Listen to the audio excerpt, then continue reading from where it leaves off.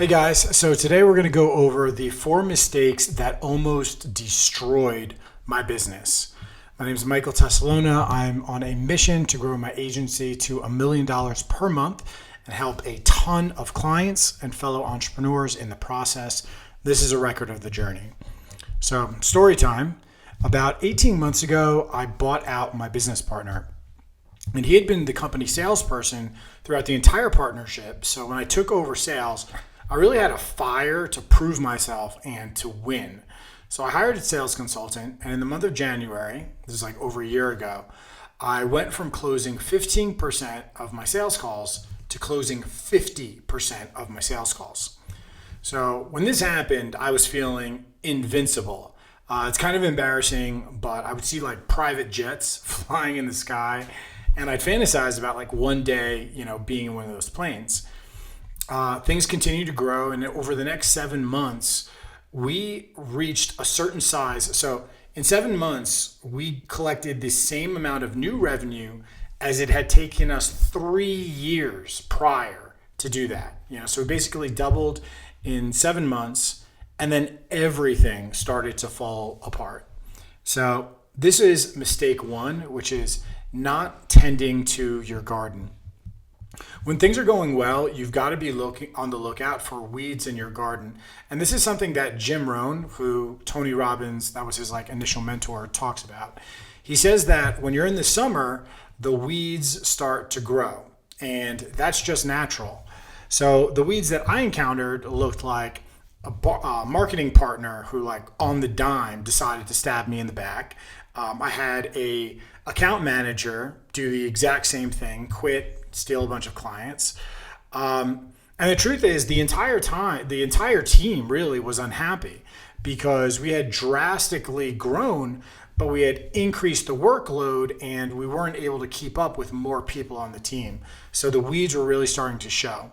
So when the summer comes, so do the weeds. You've got to tend your garden and spend time figuring out what could go wrong with this additional growth, and attack those problems before they occur. Another thing that I thought was really insightful, I was listening to a video from Hormozy the other day, and he was saying that growth leads to bloat and quality leads to growth. And what I realized, a mistake that I was making, is I was pursuing growth for growth's sake, and that caused bloat and all of these other issues rather than just looking for quality in order to stimulate that growth. So the second mistake, and this is so tremendous, is not consulting the data. So since we were understaffed, we had all these new clients, the logical solution was to hire more account managers to handle the clients.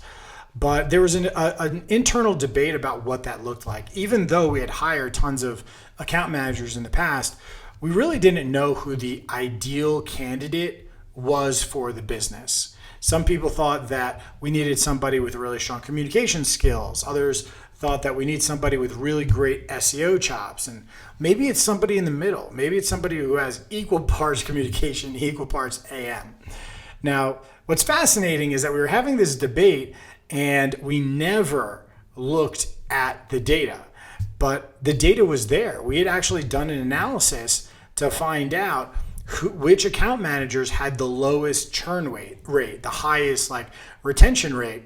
And if we had just looked at that data, we would have known, wait a second, this is the person who's doing the best on our team. And then we could have dove even deeper to find out what made that person so successful. And so as it turns out, the person who did the best was somebody who came from a customer service background. They really knew the industry. They had worked with in-home services before as CSR. So they'd worked in the business of our clients. And what we had done with that person is we brought her on as a junior person, as a support person to the other AMs. And then over time, she learned the ropes. Then we gave her more clients. She became one of the best performers. So the blueprint was there if we had consulted the data and dove deeper. So mistake number 3 was not using the scientific method. So when things started crashing down, my response to this was just making a ton of changes all at the same time. So, we now had more people, on our team. We had hired a bunch of people. We had hired, turns out, the wrong people, not giving them enough training. But I'm like, you know what? We're still having these issues. Maybe the problem is sales and marketing. So let's change our offer a little bit. Let's start adding all of these different products. It's so dumb in hindsight. Let's change our marketing messages. Let's change our sales process. And we started doing all of these things. Cost per lead went up. Our close rate went down. And things really just got worse.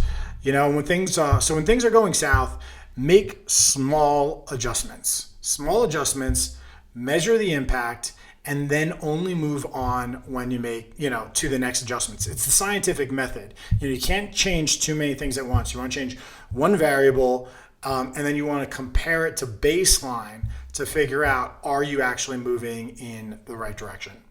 So, fourth lesson, the fourth mistake that almost destroyed my business was not diving deep enough into the data. So, we made all these changes on marketing, and we were getting fewer leads. They were more expensive. Our closing rate was dropping. So we went from bringing on like 40K MRR a month to bringing in like 15K MRR a month. And, the return on our ads, we used to be getting like a 7X, ROI on our ads. And now we were just like breaking even on them. So rather than going back, to what worked, we were trying new things, dozens of variations on our ads, new pricing, new product margins.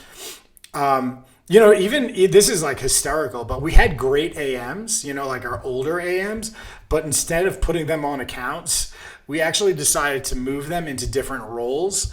So we went from, our old clients having these great experienced AMs that they had a relationship with to working with new AMs who didn't know what they were doing because I didn't give them enough training. So like it all was really bad.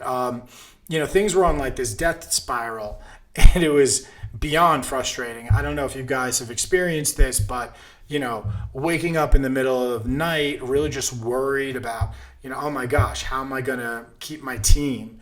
How are we going to really be able to do all these things that we wanted to? And I remember watching a video of Elon Musk describing entrepreneurship, and he said that it's kind of like eating glass. And I was like, yes, it is like eating glass. And then, we started diving in deeper to the analysis, so into the data. So first we looked at our marketing. We did an analysis of all the ads that we had run in the previous year. We put it in a spreadsheet to figure out, number of leads, cost per lead, number of appointments that were booked. What did the creative look like? What did the ad copy look like? What did the headlines look like? What did the landing pages look like? And based off of that, we were able to triangulate like, oh, okay, this is what really works. We made those changes and boom, instant traction. Cool. So I'm thinking to myself, yeah, this is going to really work. But, even though we were getting more leads, I noticed that our close rate had gotten really, really bad. And, I'm like, okay, well, maybe it's the offer. So I looked at all of the proposals. I looked at the data of like our best months, and I looked at the proposals. I was like, wait a second, what were we offering and what was the price point? We went back to that. We cut out a lot of products. We made a move to simplify.